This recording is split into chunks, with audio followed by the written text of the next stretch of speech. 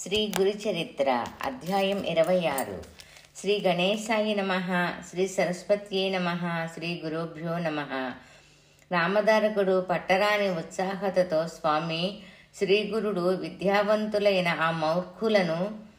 ఆ మూర్ఖులను ఎలా సమాధానపరిచారు అని అడిగాడు. అందుకు సిద్ధముని ఇలా చెప్పారు. శ్రీగురుడు కొంచెం తీవ్రమైన కంఠంతో ఆ మూఢులకిలా బోధించారు. నాయనలారా, మీరు ఈ విధంగా మాట్లాడడం దుస్సాహసమే అవుతుంది. ఎవరైనా వేద విధులు అనుకోవటం దురహంకారమే. వేదాల లక్ష్యం పరమార్థమే కాని ధనము, కీర్తి, అహంకారము కావు. సమదర్శనమే పండిత లక్షణం. నిజానికి వేదాలను సంపూర్ణంగా తెలుసుకున్న వారెవరూ లేరు. వేదము ఆద్యాంతరహితము, అపారము. దానిని పూర్తిగా తెలుసుకొనడం బ్రహ్మదేవునికే సాధ్యపడలేదు. పూర్వం భరద్వాజ మహర్షి వేదాన్ని సంపూర్ణంగా అధ్యయనం చేయదలిచి బ్రహ్మచర్యం అవలంబించి బ్రహ్మదేవుని వరంతో 3 సార్లు దీర్ఘాయువు పొందాడు. 4 యుగాలు 5,000 సార్లు పునరావృతమైతే బ్రహ్మకొక పగలు.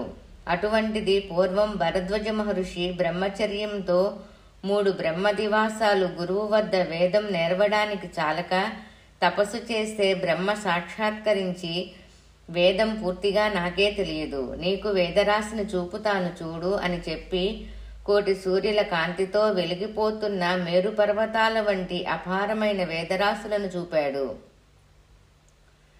భరద్వాజుడిది చూచి భయపడి, అయ్యో, నేనింతకాలం పఠించిన వేదమంతా కలిసి ఇందులో ఒక పిడికిడైనా లేదే.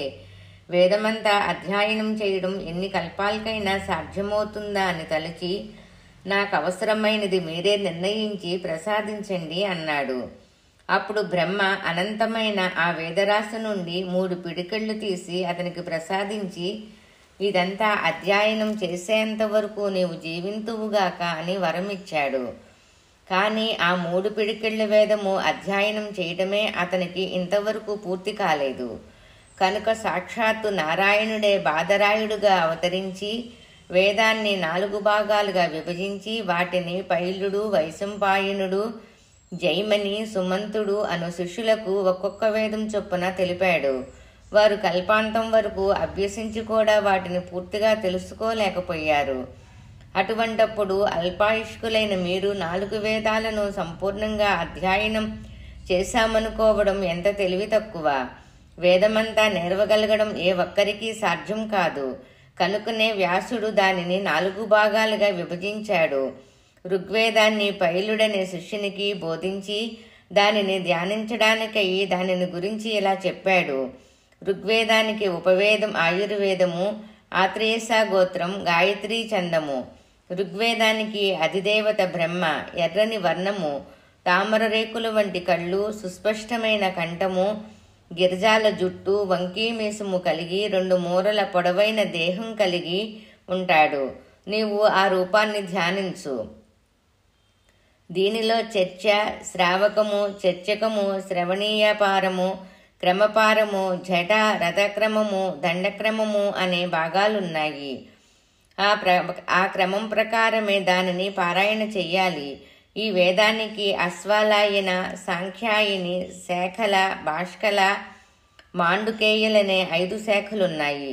వాటిని ఆనాడు వ్యాసుడు పైలునికి చెప్పాడు. కానీ ఈనాడు వాటిని సంపూర్ణంగా చదివిన వారెవరు? తర్వాత వ్యాస మహర్షి తన 2వ శిష్యుడైన వైశంపాయునికి యజుర్వేదం చెప్పి దాని లక్షణాలు ఇలా చెప్పారు. యజుర్వేదానికి ఉపవేదము, ధనుర్వేదము, భారద్వాజ గోత్రము, తిష్టఫ్ ఛందస్సు. దీనికి రుద్రుడు అధిదేవత. సన్నగా ఉండి చేతిలో కపాలం ధరించి సుమారు 5 మూరల పొడవున్న తామ్రవర్ణ శరీరం కలిగి ఉంటాడు. దీనికి గల 85 శాఖలలో ఇప్పుడు 18 మాత్రమే మిగిలి ఉన్నాయి. యజుర్వేదము యజ్ఞ విధానాన్ని విశేషించి వివరిస్తుంది. మంత్ర బ్రాహ్మణ సంహిత అనేది దీనికి మూలము. ప్రతిపదము, అనుపదము, ఛందస్సు, భాష, ధర్మము, మీమాంస, న్యాయము, తర్కము అనే 8 దీనికి ఉపాంగాలు. శిక్ష, కల్పము, వ్యాకరణము, నిరుక్తము, ఛందస్సు, జ్యోతిష్యము అనే 6 అంగాలు దీనికి ఉన్నాయి. ఇవి విస్తారమైన ఈ యజుర్వేదాన్ని వైశంపాయనుకి వివరించి చెప్పి వేదవ్యాసుడు మూడవ శిష్యుడైన జైమినికి సామవేదాన్ని ఇలా వివరించాడు. దీనికి ఉపవేదము గంధర్వము, విష్ణువు అధిదేవత, జగతీ ఛందస్సు, కాశ్యాపస గోత్రము. దీని ద్వేయమూర్తి మెడలో పూలదండ, మొలకు తెల్లని వస్త్రము, చర్మము, దండము ధరించి 6 మూరల పొడవు కలిగి ఉంటాడు. ఆయన శరీరఛాయ తెలుపు, శమము, దమము మొదలైన దైవీ సంపద కలవాడు. సామవేదానికి 1000 శాఖలున్నాయి. ఇట్టి సామవేదాన్ని పూర్తిగా పఠించిన వారెవరూ లేరు. వ్యాస మహర్షి సుమంతుడనే శిష్యునికి అథర్వణ వేదం చెప్పి దీనికి అస్త్రరూపం ఉపవేదము, గోత్రము బైజానికము, ఇంద్రుడు అధిదేవత, తిష్ట ఛందస్సు, అథర్వణ వేద పురుషుడు, తీక్షణమైన ఆకారము, నల్లని వర్ణము గల కామరూపుడు, ఏకపత్ని వ్రతుడు, 7 మూరల పొడవు. ఈ వేదానికి 9 శాఖలు, 5 కల్పాలు ఉన్నాయి. పూర్వం అన్ని వేదాలను సాంగోపాంగంగా నేర్వగల యోగ్యత గల వర్ణాశ్రమాచార నిరుతులెందరో భరత భూమిలో ఉండేవారు. కనుకనే వేదాలన్నీ నిలవగలిగాయి. ఈ కలియుగములో బ్రాహ్మణులు కర్మభ్రష్టులవుతున్నారు కనుక ఈ మంత్రాలలో శక్తి లోపిస్తున్నది. పూర్వపు బ్రాహ్మణుల్లో దేవత్వము, మహత్తు ఉండేవి. అందుకే వారిని భూసురులు అనేవారు. రాజు కూడా వారిని సేవించేవాడు. వారు ఎంత ధనమిస్తానన్నా లెక్క చేయక భోగాల పట్ల నిర్లిప్తులుగా ఉండేవారు. వేదాధ్యయన బలం వలన త్రిమూర్తులు కూడా వారికి ఆధీనులై ఉండేవారు. ఇంద్రాది దేవతలు కూడా వారిని సేవిస్తుండేవారు. మాట మాత్రం చేత గడ్డి పరకను మేరు పర్వతంగాను, మేరు పర్వతాన్ని గడ్డి పరకగాను మార్చివేయగలిగి ఉండేవారు.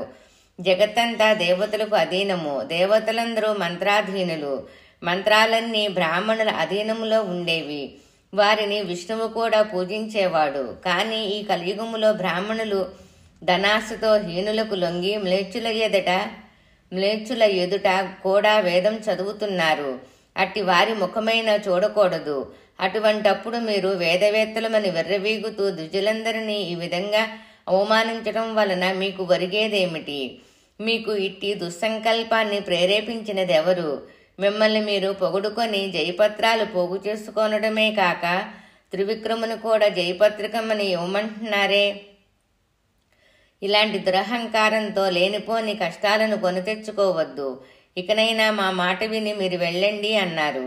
కానీ ఆ మూర్ఖులు తమ పట్టుదల వదలక వాదమైనా చెయ్యమని లేక జయపత్రమైన ఇవ్వమని కోరారు. శ్రీ దత్తాయ గురువే నమః. శ్రీ శ్రీపాద శ్రీ వల్లభాయ నమః. శ్రీ నృసింహ సరస్వతియే నమః. 26వ అధ్యాయము పారాయణ ఫలితము. అహంకార నిర్మూలన కొరకు శ్రీ దత్తాత్రేయార్పణమస్తు.